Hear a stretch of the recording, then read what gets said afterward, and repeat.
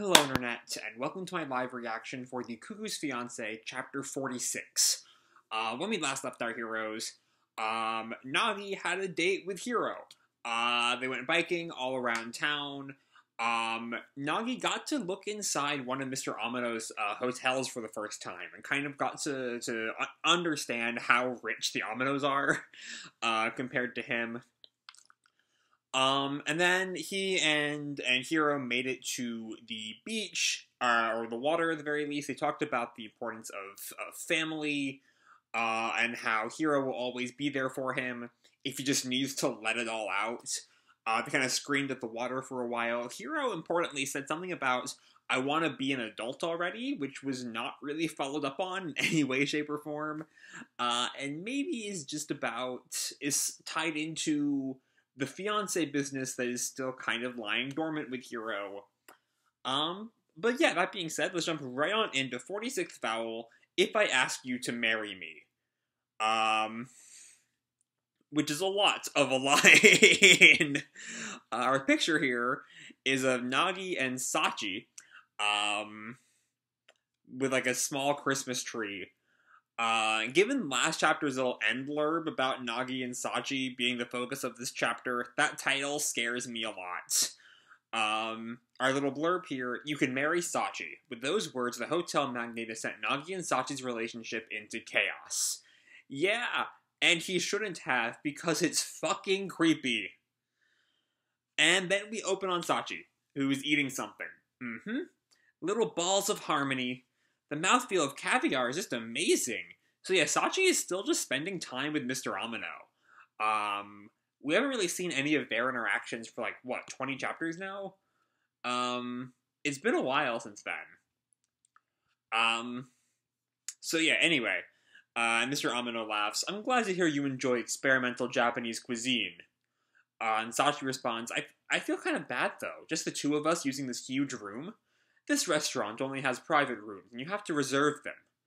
And people pay for that? They do. I've been here with the Prime Minister, in fact. And Sachi just, like, gasps. Holy moly! He's, like, famous! Famous people are why places like this exist. I do love the culture shock there, because, like, Sachi, you know, even more than Nagi, has no real ties to the Amanos, even blood-related ties. So she's just completely, like, fish out of water. And so Sachi continues, "I see, that's pretty cool." And Mr. Amano comes back to his food. "But on another note, you haven't asked me anything." Well, yeah. I mean, even Nagi couldn't get anything out of you. Didn't think there was much point in me asking. Besides, none of it has much to do with me." Mr. Amano asks, "Are you sure? I was wondering, would you be prepared to marry Nagi-kun?" Mr. Amano, what is your fucking game? What is your end goal here? What does Sachi have to do with you? She's not your biological child. She's not your adopted child. She's just kind of there. A loose piece. What is your goal? Like, I kind of brought this up in the past couple of chapters, but, like, what is he after? You know? Like, his whole plan, the supposed plan, is that the parents want to continue the relationship with the child they have and the child they gave birth to, and so just marry them off and you get both. But Sachi doesn't really do that for Amano, because he has no relationship to Sachi. Like, what is his goal? What does he want? And again, he's the one who set up the photo to try to get Nagi, or try to get Erika to spill the beans about the brother. What is going on with this man, and why does it relate to fucking incest? Why? Why, Amano? Why? Anyway, we then cut to, Nagi, who is looking at like a sponge or some kind of scrumming thing. This is mold. And he's like cleaning the bathroom, furiously sweeping. Damn it! When did this turn into a breeding ground for mold? We literally just had cleaners here when we were at camp. I swear to God, these girls. I told them to run the fan after their bath. What's it gonna take to make them listen? We're talking Japanese summer humidity here. Don't take this shit lightly. Uh, and then he has a fantasy of both Erika and Sachi's response. Geez, Nagi-kun, just clean it already. For real. And he kind of like angrily thinks, yeah, I already know what they'd say. I'm back. And just then Sachi walks in. Who knows what her response to what Amano said was. You're late, Sachi.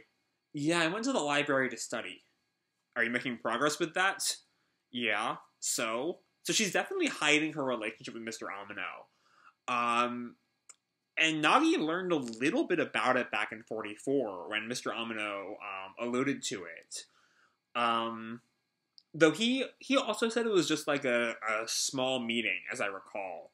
Whereas it seems they're going out for meals at least occasionally together, which is a lot more than what Amano implied. Anyway, yeah, so? It's nothing.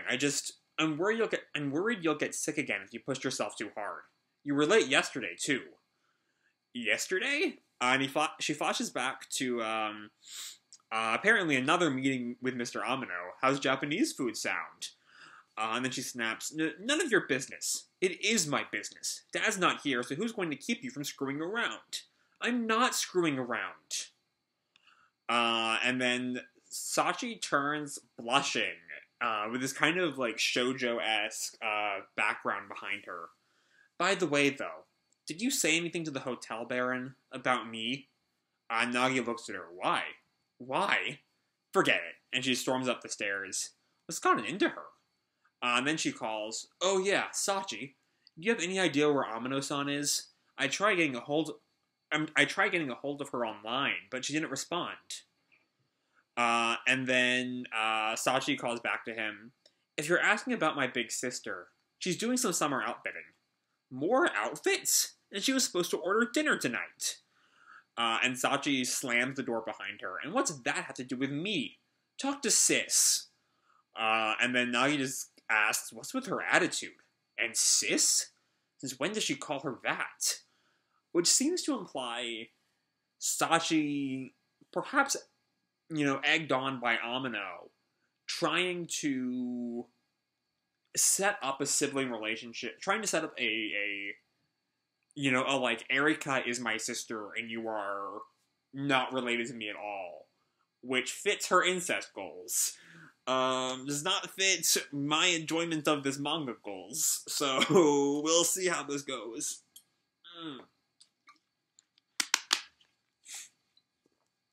And Nagi sighs, screw that. I'm your brother. Sachi's been intolerable lately, doing anything she wants without checking in. That's how she gets herself sick and ends up in the hospital. Time for me to act the big brother and tell her what's what. We're surrounded by mold. I'm glad that's his focus. Mold. The mold is a symbol for everything going wrong in this household. Starting today, I'm in charge. And Nagi calls out, get out here, Sachi. And Sachi just opens her door and Nagi shrieks, eek! I'm hungry. I'm gonna go to the store. And Nagi calls after her, this is no time for a middle schooler to be walking around by herself. And Sachi just turns back to him, like, stone-faced. How about I just starve then? Nagi, like, shakes a little bit. I'm coming with. And then we see they're at this grocery store. Welcome. And we see Sachi's ahead of him as he's, like, pushing a shopping cart. Sachi says, it's kind of hilarious grocery shopping with... Excuse me. It's kind of hilarious grocery shopping with you. When was the last time we did this? Well, it's my job as your caretaker. I just got this month's living allowance. My hope is to get everything in one go. Yeah, sounds good. I was pissed because we've been out of ice cream for days. Okay, so where's the frozen foods? Nagi thinks, aren't you just hangry? Don't wander off. You'll get lost.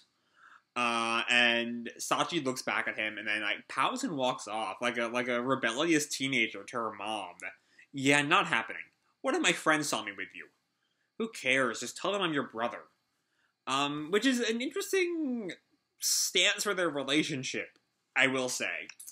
Because if Sachi is, as I'm kind of suspecting, trying to reestablish the nature of their relationship to make romance a more palatable option, acting like a parent and child is not the way to go about it. Yeah. I don't know. I found this whole... I mean, I've never been a fan of like, from, like, you go back and watch my Chapter 1 video. This has never been the kind of content that pulls me to the series. I just think that Nagi and Sachi's relationship does not work as a romantic one. Like, I mean, because they're written so well like siblings, they just feel exactly like siblings. That, like, oh yeah, also they're, you know, she's into him. It has never really worked for me. Also, they're siblings. That's just, like, blanket. No matter how they're written, they're still siblings. It's just a mess of a choice. My point being, this was never going to be a chapter that I really liked. And especially given how much this arc has kind of made that... You know, in the past, I talked about this before, but in the past, the Sachi romance has kind of been tangential to the main plot. You know, you have, you know, the hero Erika love triangle. You have the mystery of like Erika and who eventually learns her brother, Hero and her fiance, and then off of all of that, in the little tangent bit, you have, you know, Erika and her, or not Erika, Sachi and her, you know, brother complex. I don't know. It's just never really gelled for me. Anyway, Sachi, so in response to Sachi's tell them I'm your brother, and I'm telling you, I don't want to do that. Which again is kind of setting up her wanting to redefine their relationship.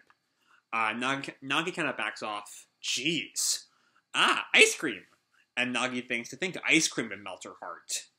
Oh man, look, ice cream's crazy cheap, and it's 30% off. It's our chance to stock up.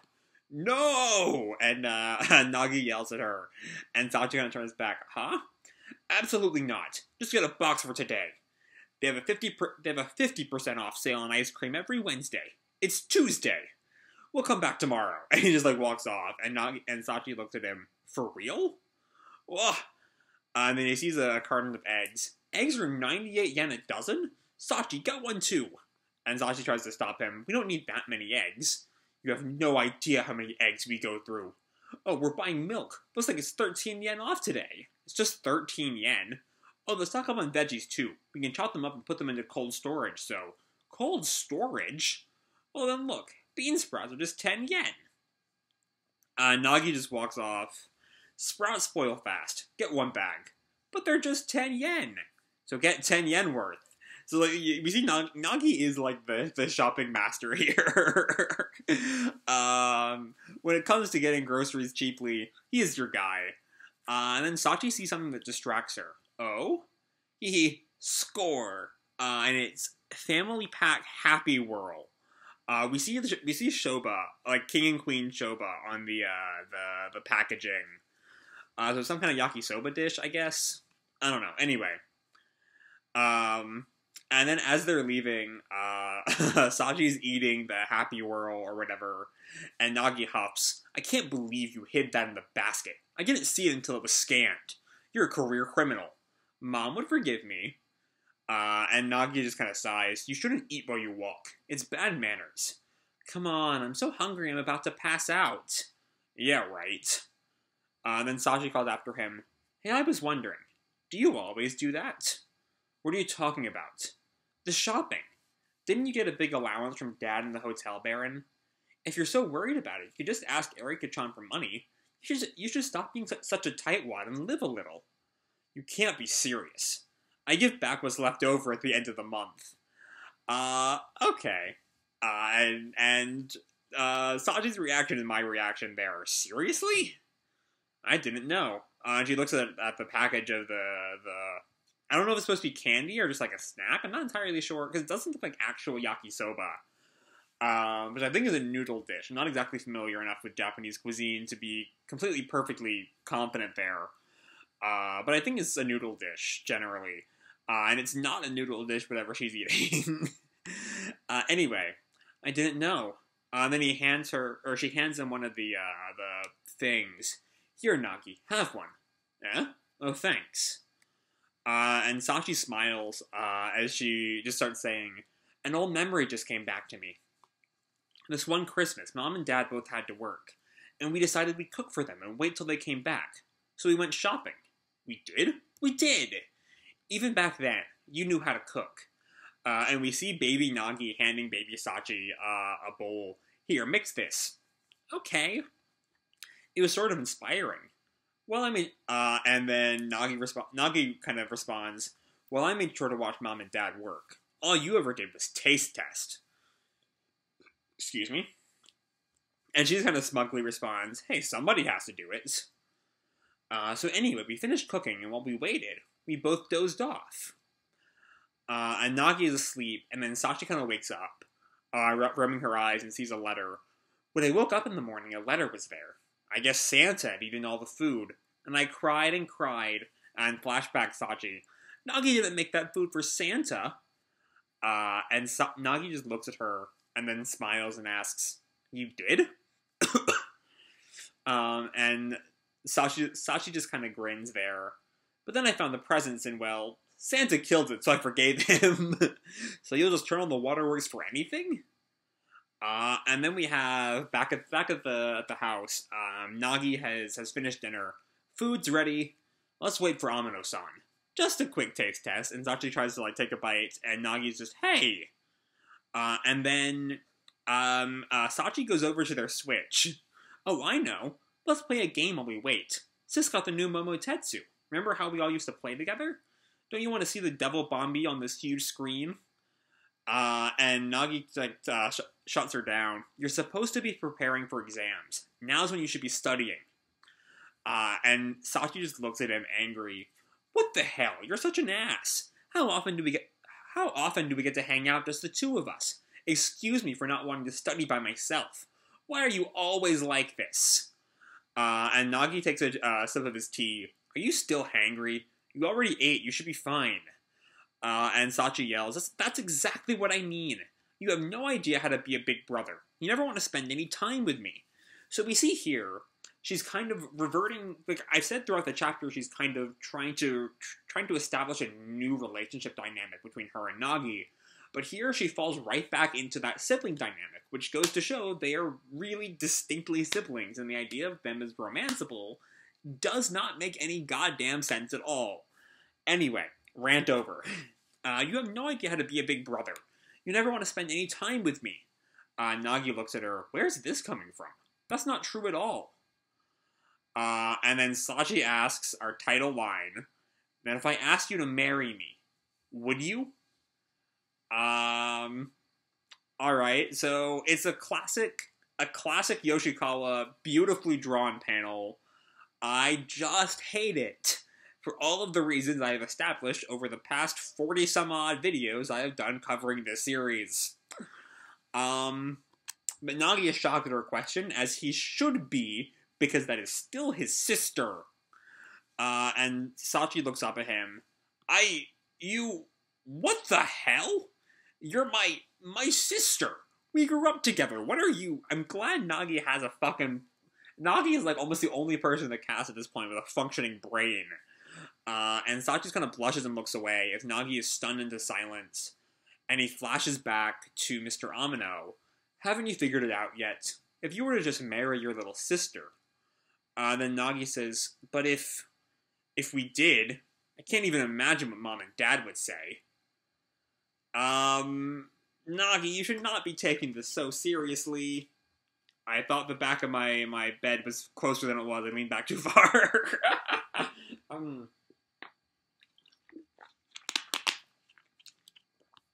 Anyway, you should not be taking this so fucking seriously, Nagi. I don't like this chapter. I don't like this plot line. And Nagi blushes and looks away.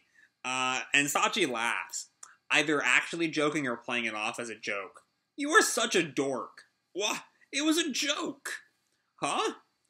And then he flashes back to him and Erika at the shrine during the test of courage. You mean our engagement?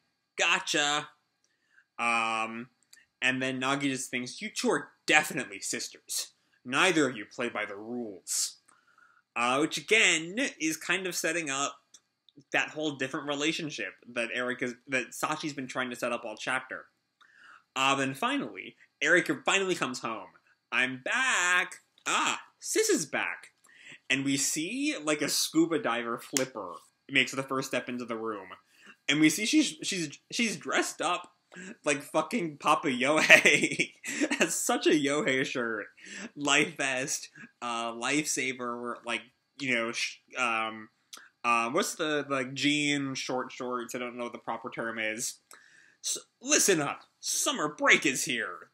And Nagi just, like, jaw drops. That's what you meant by summer outfitting? A center color page next issue. A hot, chaotic summer is just getting started. Okay. So that is the end of chapter 46. And it's, you know, a general bad Sachi chapter. I mean, my thoughts on Sachi chapters are not... I could, you know, say something more about...